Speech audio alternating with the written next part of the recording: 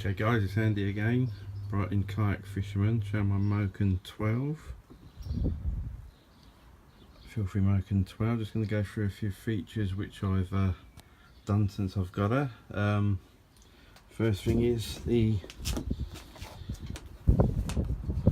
anchor trolley. Nice and up and running. When I first took her out, there was a problem she was going beam on because I had it attached here, so I've extended her about another foot, so hopefully that won't occur again. Another issue I had was my rods. Now when the rods were going out of the boat, these were hitting my legs, so I've actually cut it down. So that's the one I've cut down. Obviously you can see that one's a lot longer, so hopefully that won't happen again. Going back to the hatch, I've had a lot of comments on this idea. This is my paint kettle. I've used a couple of times now, really good for keeping ragworm and lugworm in, nice and fresh. Also in here I've got a sponge, clear up any excess water or on the clean the old chopping board that I've got. And most importantly, get it out, my new fish measurer. Last time I went out there I caught a load of place, but not knowing the actual length of them, I think I threw half the amount back which I could have actually kept. Yes, that's a little tip there.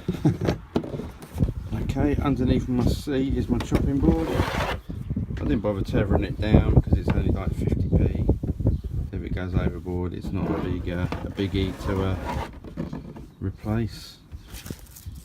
Paddle leash, my anchor, it's the old reel, and the actual anchor's in here, as you might have seen on previous thing. I'll just take it out and show you. 2 meters of chain, all the way down to 1.5 kilo grapnel with a quick link. And a lot of people have asked about the quick link. I got it on eBay for about £11.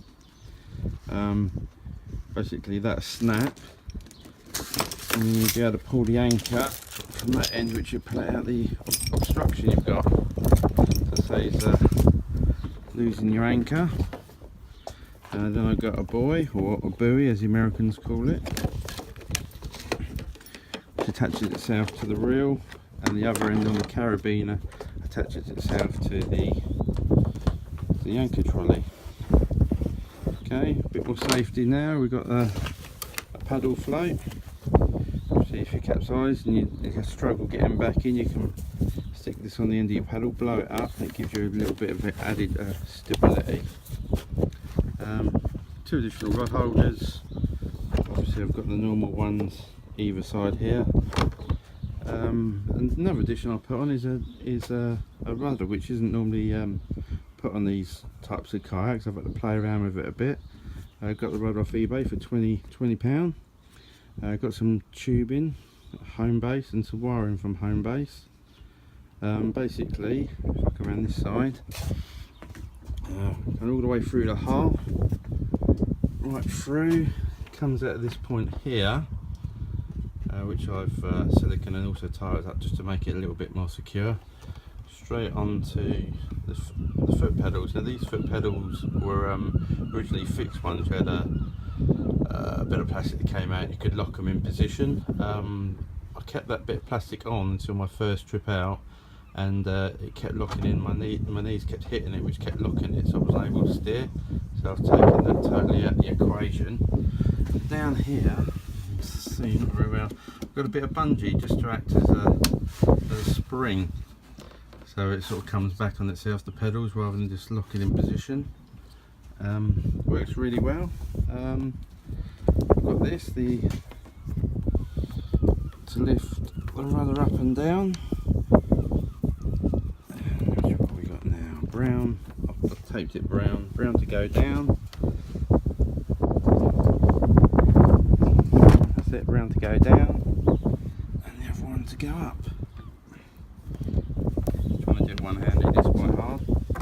There you go, one to go up.